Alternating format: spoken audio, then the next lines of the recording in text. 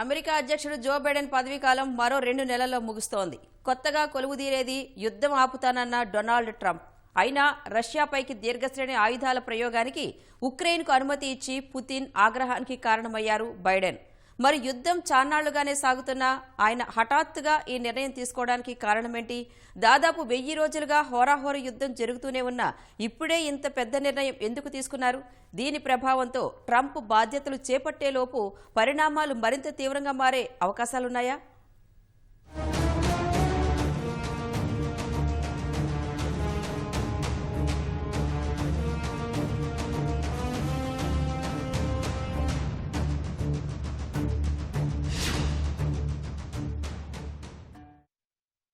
Russia Ukraine మధ్య యుద్ధం మొదలై 1000 రోజులు దాటింది. అయితే ఇన్నాళ్ల యుద్ధంలో ఎప్పుడూ చూడని కీలక పరిణామాలు ఇప్పుడు చోటు చేసుకుంటున్నాయి. తామందించిన దీర్ఘశ్రేణి క్షిపణులను రష్యాపైకి ప్రయోగించేందుకు అమెరికా అధ్యక్షుడు జో బైడెన్ ఉక్రెయిన్కు అనుమతి ఇవ్వడం, ఆ వెంటనే రష్యా అధ్యక్షుడు పుతిన్ అణ్వస్త్ర వినియోగాన్ని తెరమీదకు తేవడం వరుసగా జరిగిపోయాయి. అయితే పుతిన్కు కోపాన్ని తెప్పించిన బైడెన్ ఈ నిర్ణయం వ్యూహాత్మకంగానే తీసుకున్నట్లు తెలుస్తోంది. దీర్ఘశ్రేణి ఆయుధాల ద్వారా రష్యాలోని కీలక లక్ష్యాలపై దాడి చేసి అధిక నష్టం కలిగిస్తే పుతిన్ వెనక్కి తగ్గుతారని అమెరికా భావిస్తున్నట్లు అంచనా. భవిష్యత్తులో చర్చలు జరిగినా పుతిన్ పై ఒత్తిడి పెంచేందుకు ఆస్కారం ఉంటుందని అమెరికా యోచన అని కొంతమంది అంతర్జాతీయ నిపుణుల విశ్లేషణగా చెబుతున్నారు.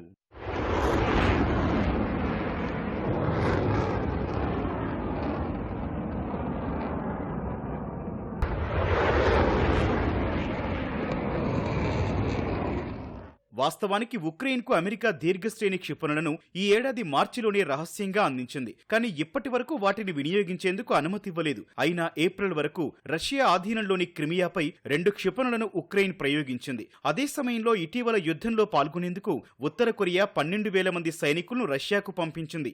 వారు రష్యా ఉక్రెయిన్ సరిహద్దుల్లోని కుర్స్క్ ప్రాంతంలో మోహరించారు. ఉత్తర కొరియా ఆయుధ సాయం కూడా చేస్తోందని అమెరికా, ఉక్రెయిన్, దక్షిణ కొరియా భావిస్తున్నాయి. ఈ పరిణామాల మధ్య దీర్ఘశ్రేణి క్షిపణుల ప్రయోగానికి అనుమతి ఇవ్వాలని ఉక్రెయిన్ అధ్యక్షుడు జెలెన్స్కీ కొంతకాలంగా అమెరికా, బ్రిటన్ సహా పశ్చిమ దేశాలపై ఒత్తిడి తెస్తూ వచ్చారు. తర్వాత సెప్టెంబర్లో అమెరికా, బ్రిటన్ విదేశాంగ మంత్రులు ఆంటోనీ బ్లింకెన్, డేవిడ్ ల్యామీ ఉక్రెయిన్లో పర్యటించి జెలెన్స్కీతో సమావేశమయ్యారు. ఆ తర్వాత ట్విట్టర్లో స్పందించిన జెలెన్స్కీ ఉక్రెయిన్ వాదనలను వారు విన్నారని చెప్పి దీర్ఘశ్రేణి క్షిపణుల వాడకంపై అప్పుడే సంకేతాలిచ్చారు. అందువల్ల ఉత్తర కొరియా సైనికుల మోహరింపు తర్వాతే పరిణామాలు వేగంగా మారినట్లు అంచనా. అమెరికాలో కనుక నేను అధ్యక్షుడిని అయితే కనుక నేను అధ్యక్ష పదవి స్వీకరించిన వెంటనే యుక్రెయిన్ యుద్ధం ఆపుతానని ఆయన వాగ్దానం చేయడం జరిగింది.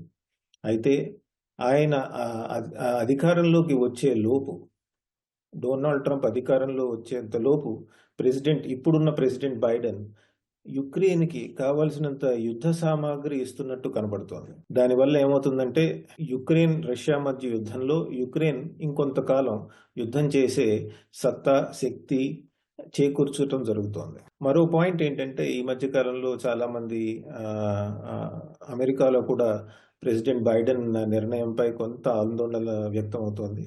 ఎందుకంటే జనరలీ మొన్న జరిగిన ఎన్నికల్లో president Biden party democratic party ఎన్నికల్లో ఓడిపోవడం జరిగింది. కాబట్టి ఇప్పటి నుంచి కొత్త ప్రెసిడెంట్ వచ్చేంత వరకు, డొనాల్డ్ ట్రంప్ అధికారం స్వీకరించేంత వరకు ఒక లేమ్ డక్ ప్రెసిడెన్సీ అంటారు. అంటే పెద్ద పెద్ద నిర్ణయాలు తీసుకోకుండా ఏవో చిన్న నిర్ణయాలు తీసుకుని ప్రభుత్వాన్ని నడుపుతూ ఉండాలి. వచ్చిన కొత్త ప్రభుత్వం పెద్ద ఎత్తున వేరే నిర్ణయాలు తీసుకునే ప్రక్రియ ప్రారంభించడం జరుగుతుంది. ఉక్రెయిన్కు అమెరికా అందించిన క్షిపణులను సైనిక వ్యూహాత్మక క్షిపణి వ్యవస్థ అటాకమ్స్ గా పిలుస్తారు. అమెరికా రక్షణ పరికరాల తయారీ సంస్థ లాక్హీడ్ మార్టిన్ రూపొందించిన ఈ క్షిపణులు 300 కిలోమీటర్ల దూరంలోని లక్ష్యాలను ఛేదించగలవు. ముఖ్యంగా కుర్స్క్ ప్రాంతంలో మోహరించిన రష్యా, ఉత్తర కొరియా సైనికులపై దాడి చేయడానికి ఉపయోగపడతాయి. రష్యా సప్లై వ్యవస్థలను కూడా ధ్వంసం చేసే వీలు కలుగుతుంది. రష్యాకు ఎక్కువ నష్టం కలిగిస్తే పుతిన్ వెనక్కి తగ్గుతారని, చర్చలకు సిద్ధమయ్యే అవకాశం ఉంటుందన్నది అమెరికా ఆలోచనగా భావిస్తున్నారు. అదే సమయంలో మరో వాదన కూడా వినిపిస్తోంది. పదవి నుంచి వైదొలిగేలోపు బైడెన్ ప్రభుత్వం యుద్ధంలో ఉద్రిక్తతలు మరింత పెంచాలని యోచిస్తోందనే భావన ఉంది. ట్రంప్ పగ్గాలు చేపట్టేలోపు పరిస్థితులను గందరగోళంగా మార్చాలని బైడెన్ ప్రభుత్వం భావిస్తున్నట్లు అంతర్జాతీయ నిపుణులు అంచనా వేస్తున్నారు. అందుకే గతంలో ఎప్పుడూ లేని విధంగా పదవీకాలం చివరి దశలో బైడెన్ ప్రభుత్వం దీర్ఘశ్రేణి క్షిపణులు వాడుకునేందుకు ఉక్రెయిన్కు అనుమతి ఇచ్చిందని తెలుస్తోంది. జో బైడెన్ ఇప్పుడు ఇంకొక 2 మంత్స్లో అధ్యక్ష పదవి నుంచి దిగేయడం జరుగుతుంది. ఊహల్లో జరుగుతున్నది ఏమంటే వివిధ దేశాల్లో కానీ ప్రపంచవ్యాప్తంగా ట్రంప్ అనే వ్యక్తి గన అధ్యక్షుడైతే అని ట్రంప్ పుతిన్ ఇద్దరు మంచి మిత్రులు.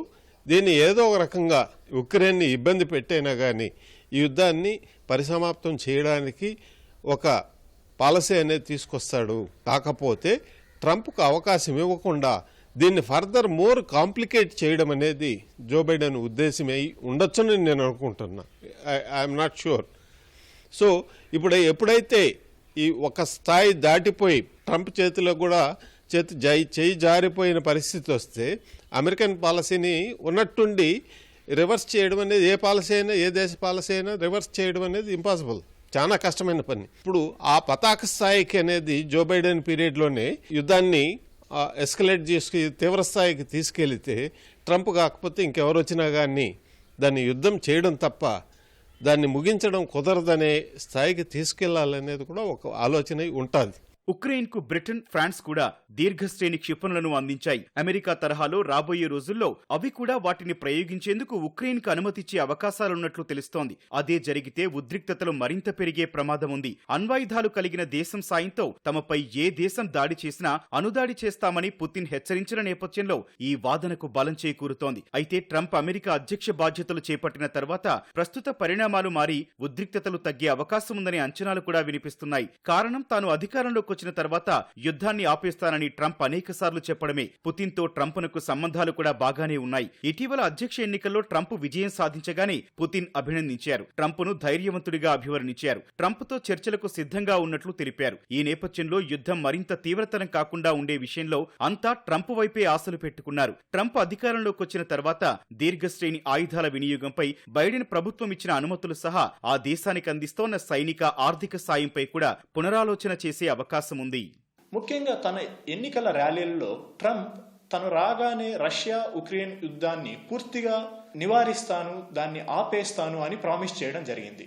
సో దానికి ఇది కొద్దిగా విఘాతమనే చెప్పుకోవచ్చు. మనకు ట్రంప్ ఎటువంటి అనౌన్స్ చేయకపోయినప్పటికీ కూడా ఈ బైడెన్ నిర్ణయం పైన ట్రంప్ యొక్క క్యాంపు ఈ నిర్ణయం పైన తీవ్ర అసంతృప్తి వ్యక్తం చేసినట్లు మనకు ప్రముఖ మీడియా ప్రచురణలు అన్నవి జరుగుతూ ఉన్నాయి. సో వచ్చిన తర్వాత మనకు ఇంతకు ముందే ట్రంప్ ఉత్తర కొరియా నేపథ్యంలో వాళ్ళతో మీట్ అయ్యి ఆ యుద్ధాన్ని కొద్ది వరకు ఉద్రిక్తతలను తగ్గించిన అనుభవం ఉన్న నేపథ్యంలో రష్యాతో అలాగే పుతిన్తో కూడా మనకు సమావేశాలు ఏర్పాటు చేసి ఉద్రిక్తలను కొద్ది వరకు తగ్గించే ఛాన్సెస్ అయితే ఉన్నాయి. ట్రంప్ అధికారంలోకి వచ్చిన తర్వాత యుద్ధాన్ని ఆపడమే కాదు, అంతా ఆందోళన వ్యక్తం చేస్తోన్న అణుయుద్ధాన్ని నివారించే ప్రయత్నాలు కూడా చేయొచ్చనే అంచనాలున్నాయి. పరిస్థితి అణుయుద్ధం వరకు వస్తే పదవి చేపట్టేలోపే పుతిన్తో ఉన్న సత్సంబంధాల దృష్ట్యా ఆయన్ను నిలువరించవచ్చని భావిస్తున్నారు. అయితే పరిస్థితి అణుయుద్ధం వరకు రావొద్దని, వివాదం ఇంతటితో సమసిపోవాలని యావత్ ప్రపంచం ఆకాంక్ష.